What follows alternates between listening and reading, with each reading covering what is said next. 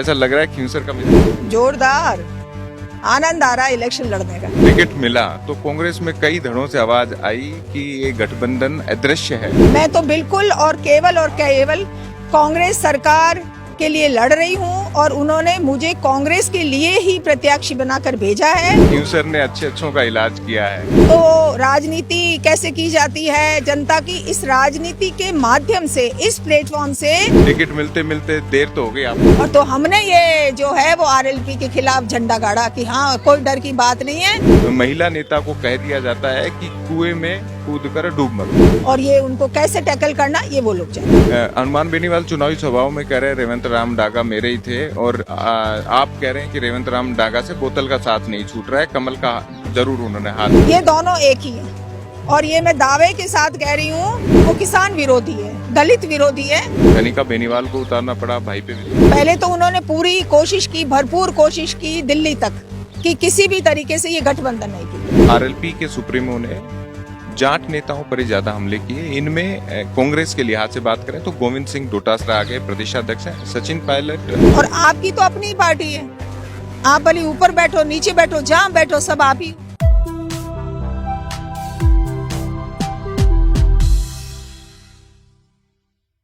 राजस्थान के उपचुनाव में अगर सबसे अधिक चर्चा है तो वो खींवसर की है, क्योंकि खींवसर में तीनों प्रमुख पार्टियां चुनाव लड़ रही हैं, बीजेपी, कांग्रेस और आरएलपी।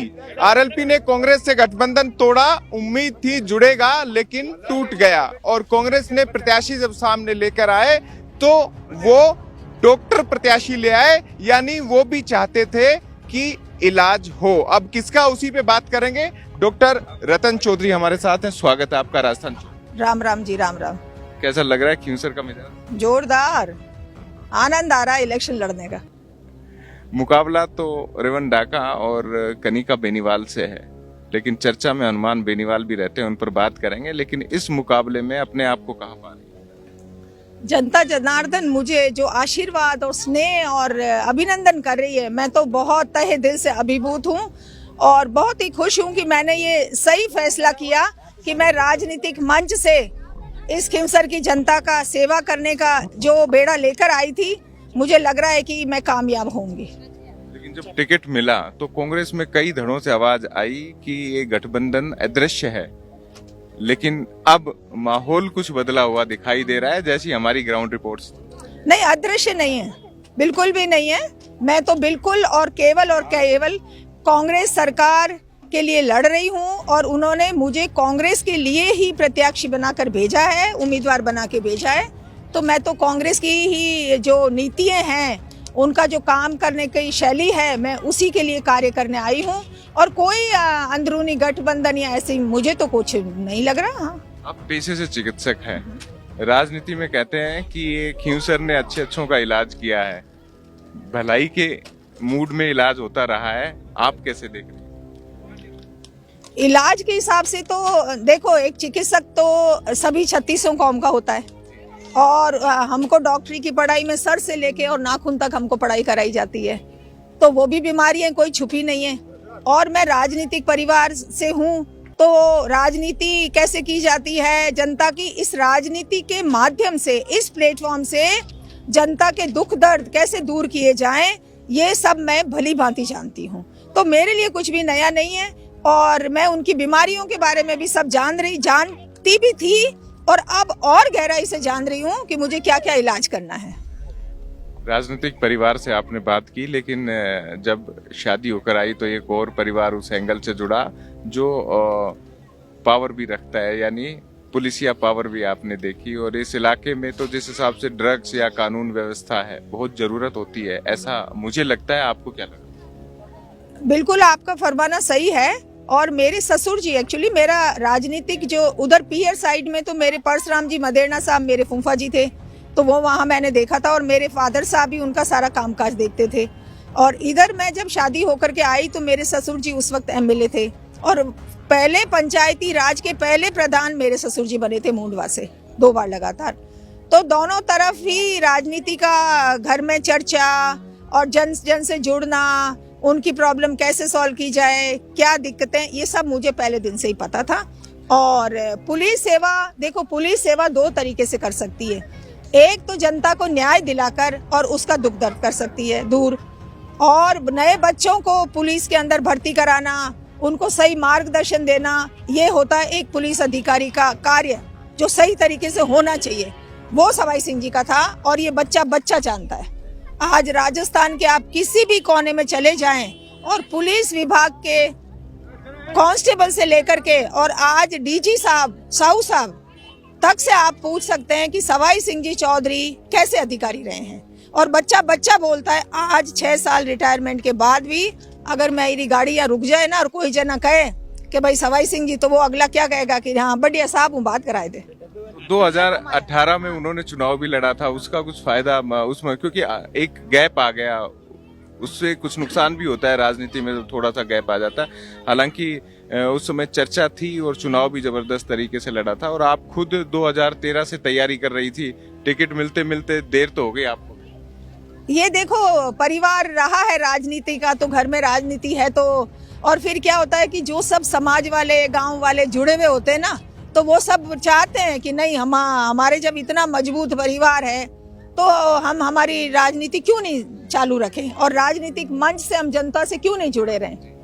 तो उसके लिए 2018 में सवाई सिंह जी ने चुनाव लड़ा और बहुत जोरदार लड़ा। उससे पहले तो यहाँ पर लोग बाग जो इतना आंतक था कि चुनावी मीटिंग नहीं कर सकते थे, और तो हमने ये जो है वो आरएलपी के खिलाफ झंडा गाड़ा कि हाँ कोई डर की बात नहीं है, और जनता जनार्दन ने हमें भरपूर सहयोग दिया, और 17 दिन में हमने 67,000 वोट लेकर आए। तो ये हमारा पुराना सेवा भाव है उनके प्रति, जनता का हमारे प्रति आभार है, तभी तो मिले। अब कुछ राजनीतिक सवाल कर लेते हैं, छोटे हैं लेकिन अहम है, इस क्षेत्र के लिए भी है, और जब से ये नई विधानसभा बनी, आरएलपी या कहें हनुमान बेनीवाल काबिज रहे हैं, ऐसे में सवाल बनते भी हैं। तो चुनावी लिहाज से पहला, चूंकि आपने बताया कि मदेरना परिवार से रिश्ता रहा है, लेकिन दिव्या मदेरना का एक बयान आया, और उस पर हनुमान बेनीवाल का जो बयान आया तो दिव्या ने पलटवार किया, लेकिन कांग्रेस उस पर अभी तक उस एंगल से नहीं बोल पा रही है। क्या मजबूरी है जब एक महिला नेता को कह दिया जाता है कि कुएं में कूद कर डूब मरो? देखो, इस तरीके के कंट्रोवर्सी वाले आपसी वाद विवाद में मैं नहीं बोलना चाहती हूँ। ये उनका निजी मामला है, और ये उनको कैसे टैकल करना ये वो लोग जाने। यानी कि इस पूरे मसले पर ये बात जरूर है कि समाज की, महिला की गरिमा के नाते, बिल्कुल, मैं राजनीतिक तौर पर इसे कंट्रोवर्सी खड़ी नहीं बिल्कुल, मैं उस बात के लिए बिल्कुल आपसे सही बात कह रही हूँ। और नेताजी ऐसे बयान आगे भी बहुत बार दे चुके हैं जो उनको शोभा नहीं देते। हमारे नेता हैं, वो इतने एमपी का रिप्रेजेंटेशन कर रहे हैं, और वो ही अपने ही समाज की किसी लड़की के बारे में अगर ऐसी बात करते हैं तो समाज का भी बुरा लगता है, और उनकी खुद क्या भी पद की गरिमा कम होती है। हनुमान बेनीवाल चुनावी सभाओं में कह रहे हैं रेवंत राम डागा मेरे ही थे, और आप कह रहे हैं कि रेवंत राम डागा से बोतल का साथ नहीं छूट रहा है, कमल का जरूर उन्होंने हाथ पकड़ लिया हो। ये गठजोड़ क्या चुनावी है, या केवल इस एंगल से देखा जाए कि सीट लेने की? मैं तो यही समझती हूँ कि भाई, और जितना मैं पिछले 15 दिन से अभी समझ रही हूँ चुनावी बिसात बिछने के बाद में, ये दोनों एक ही हैं। और ये मैं दावे के साथ कह रही हूँ कि 23 तारीख को जब रिजल्ट आएगा तो उसके बाद ये दोनों एक साथ ही बैठे दिखेंगे आपको। एक और राजनीतिक चर्चा रही, जो ही आपको टिकट मिली अगले दिन इस्तीफा आ गया सवाई जी का बीजेपी से। जनता ये भी जानना चाहती है कि अब इस्तीफा टिकट मिलने के बाद था या मानस पहले से बन गया? नहीं, मानस हमारा तो उधर जाते ही कुछ दिनों में ही बन गया था, और वो आप देख भी सकते हैं कि 2023 की विधानसभा और लोकसभा के अंदर आपको सवाई सिंह जी बीजेपी के मंच पे कहीं भी नहीं दिखे होंगे। तो हमें वहां जाते ही समझ में आ गया था कि इस पार्टी का कार्यशैली और डेमोक्रेसी नहीं है उस पार्टी में, तो और वो किसान विरोधी है, दलित विरोधी है। तो हम तो हमारी 36 कौम को साथ लेकर चलने वाले लोग हैं, तो हमें वहां नहीं अच्छा लगा तो हम तुरंत वापस आ गए, और हम बैठे भी नहीं उनके साथ। आरएलपी के लिहाज से ये भी कहा जा रहा था कि नारायण बेनीवाल को मिलेगी, लेकिन कनिका बेनीवाल आ गई। तो क्या मुकाबला वास्तव में इतना टफ है कि उन्हें कनिका बेनीवाल को उतारना पड़ा? भाई पे विश्वास? देखो, वो तो अब उनकी अपनी खुद की पार्टी है, चर्चा है, वही करनी है। मैंने लोगों से बात करी, वो तो चर्चा कर रहे थे। वो एक्चुअली नेताजी जो है वेट कर रहे थे पहले तो उन्होंने पूरी कोशिश की, भरपूर कोशिश की दिल्ली तक कि किसी भी तरीके से ये गठबंधन नहीं टूटे। ठीक है, इस गठबंधन को तो हमने पूरी ताकत लगा के तोड़वा दिया। और जब हमारे जैसा कांग्रेस को कैंडिडेट मिला जो चुनाव लड़ने के लिए तैयार हुआ, तो वो भी गठबंधन तोड़ने के लिए राजी हो गए। ठीक है, अब उसके बाद टूटने के बाद हमारी घोषणा के तक वो वेट कर रहे थे कि एक बार देखते हैं कि कांग्रेस किसको उम्मीदवार बनाती है, उसके बाद वो तय करेंगे। तो उनको लगा कि फीमेल आई है तो इस बार एक नया तुरप का कुछ डाल दिया जाए कि चलो मैं भी महिला को उतार रहा हूँ। वही है। और बाकी देखो, उनकी पार्टी है, वो भाई को बनाए, उनकी वाइफ को बनाए या किसी अन्य को बनाए, ये उनका न्याय क्षेत्र है। मैं ये इस बारे में कुछ नहीं बोलना चाहती। एक विकास की बात कर लेते हैं। कनिका जी के भाषण की शुरुआत होती है कि विकास तो आपने देख ही लिया, लेकिन जनता कहती है विकास दिखाई नहीं दे रहा। आप ये कैमरा थोड़ा उधर करना, वो कीचड़ दिख जाएगा विकास आपको। देखा है ना? हाँ, जो एक हमारे समाज की, जाट समाज की एक इंटरनेशनली रिकॉग्नाइज, विश्व का एक और एक स्थली हमारे समाज की है। और उस समाज, उस स्थली की विकास आप स्वयं कैमरे से देख लो, मेरे मुंह से मत कहलवाओ। और मुझे बड़ा ही दुख है इस बात का। और अगर मुझे समाज ने मौका दिया तो मैं पूरा विश्वास दिलाती हूँ आपको कि ये केवल और केवल धर्म स्थल रहेगा, जहाँ हमारी जो है, हमारी आस्था है। ये राजनीतिकरण यहाँ नहीं होना चाहिए। राजनीति सड़क के उधर, जूते उधर खोल के आओ, और यहाँ जब तेजा जी के स्थल पे आओ तो केवल तेजा जी के लिए आओ। मेरी तन, मन और धन से भी, मैं मेरा धन भी दूंगी, मेरा कमाया हुआ धन भी दूंगी इस स्थली को बनाने के लिए। एक सवाल संगठन के तौर पे है। यहाँ से संगठन मांग कर रहा था कि गठबंधन तोड़ो, हालांकि आपने कहा कि जोर पूरा लगाया है, तो गठबंधन अब टूट गया, कांग्रेस चुनाव लड़े, इसके लिए पूरे जोर लगा रहे थे। अब वो जोर मैदान में संगठन के तौर पर कितना नजर आ रहा है? जब आप सत्ता से, कांग्रेस लंबे समय से यहाँ से दूर रही, तो बूथ लेवल पर कार्यकर्ताओं की कमी, ऐसी चीजें होती है। जो सत्ता में होता है उसके पास लोग जुड़ते हैं, तो ये चीज क्या आपको महसूस, कितनी ताकत से आपके साथ पूरी टीम है? इसके लिए ऐसा है कि देखिए कि हमारे आदरणीय डोटासरा साहब जो है ना, उन्होंने पूरी कांग्रेस की ताकत झोंक दी है। सभी एमएलए गण और ब्लॉक वाले, सेवा दल के, और जो सोशल मीडिया, हर तरीके से हर समाज के कांग्रेस के नेता जिस भी काडर के हैं, सब लोग आज मैदान में हैं। और उन सब लोगों ने ठान ली है कि जब इस बार हमने हाथ छुड़ाया है तो इस बार जो है वो हाथ मजबूत करके ही, सब लोग कड़ी से कड़ी जोड़ के हाथ मजबूत करके ही हमें कांग्रेस को यहाँ से विजयी बनाकर निकालना है। एक बात जाति की आ जाती है, ये सवाल हालांकि चुनावी समय में चर्चा में भी रहता है कि आरएलपी के सुप्रीमो ने जाट नेताओं पर ही ज्यादा हमले किए। इनमें कांग्रेस के लिहाज से बात करें तो गोविंद सिंह डोटासरा आगे प्रदेशाध्यक्ष हैं, सचिन पायलट को उन्होंने किनारे रखा, यहाँ गुजर वोट भी नहीं है। अशोक गहलोत के प्रति सॉफ्ट कॉर्नर रखा, मतलब उतना असरदार नहीं है कि वो निर्णायक भूमिका में हो, ऐसे में राजनेता अक्सर देख लेते हैं। लेकिन उन्होंने लगातार हमले किए गोविंद सिंह डोटासरा पर। क्या ये वजह भी रही एक समझौता टूटने की, गठबंधन? नहीं, देखिए, आपका समाज जो होता है ना, वो हमेशा एक आदर्श चुनता है। ठीक है, और गोविंद सिंह जी डोटासरा साहब का जो उनके कांग्रेस के कार्यकाल में और आज दिन भी उनके जैसा नेता नहीं है। उनका क्या सोच था, क्या विजन था, उसी से वो पीसीसी स्टेट के जो हैं वो अध्यक्ष बने हैं। वो कोई छोटा मोटा पद नहीं है। ठीक है, और वो सबकी सम्मति से वो पद मिलता है। और आपकी तो अपनी ही पार्टी है, आप भले ऊपर बैठो, नीचे बैठो, जहां बैठो, सब आप ही हो। तो आप गोविंद सिंह जी डोटासरा साहब को हनुमान जी के साथ कंपेयर नहीं कर सकते। हाँ, मैं तो यही सोचती हूँ। एक अंतिम सवाल ले लेते हैं। विकास की बात पर हम हमेशा खत्म करते हैं ताकि सकारात्मक रहे। एक शिक्षित चिकित्सक पेशे से उम्मीदवार आप हैं और एक विजन विकास का खींवसर के लिए, और जब खींवसर की बात होती है तो मैं पूरे नागौर को लेता हूँ। एक ड्रग्स की समस्या भी यहाँ पर थी, उसको भी सवाल में आप शामिल कर लीजिएगा। तो क्या रहता है इसमें कि आपका विजन किस तरीके से है कि इस इलाके में जो जो समस्याएं आपको दिख रही हैं, कौन कौन सी प्राथमिकता के आधार पर अगर जनता चुनती है तो आप करें? इसमें ऐसा है कि अगर आपके युवा बच्चे हैं, ठीक है, तो खेती बाड़ी तो दिन प्रतिदिन कमी होती जा रही है, कठिन भी है, कभी बारिश नहीं है, कभी खाद नहीं है। तो जो नए बच्चे हैं वो चारों तरफ जो चीज देखेंगे उसी की तरफ ही जाएंगे। जैसा नेता होगा, जैसी राजा वैसी प्रजा, होता है ना। तो उनको, नए बच्चों को जो है, यहाँ के नेता लोगों ने इजी मनी का रास्ता बताया, जो ड्रग्स हैं, ठीक है। तो बच्चों को भी लगने लगा कि भाई वो तो काम ठीक है।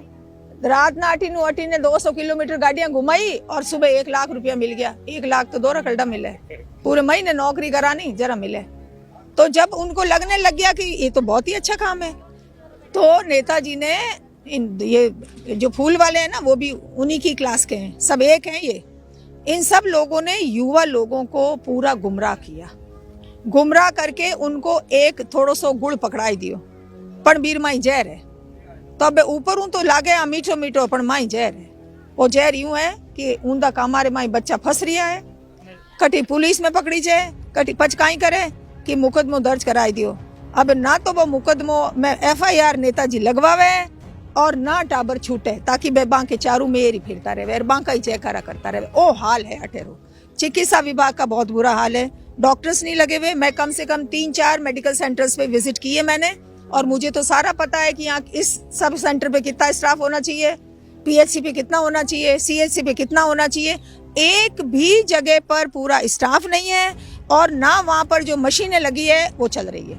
तो आप खुद सोचिए, शिक्षा नहीं, चिकित्सा नहीं, पानी नहीं, रोजगार नहीं, बिजली नहीं, ये अपने कोई ड्रेनेज का सिस्टम नहीं, तो है क्या यहाँ? कोई खाद नहीं, बीज नहीं, सभी बीमारी हैं। मेरे को तो बहुत ज्यादा इलाज करना पड़ेगा। बिल्कुल। आपका मुकाबला RLP या बीजेपी? हाँ, सीधा बताइए।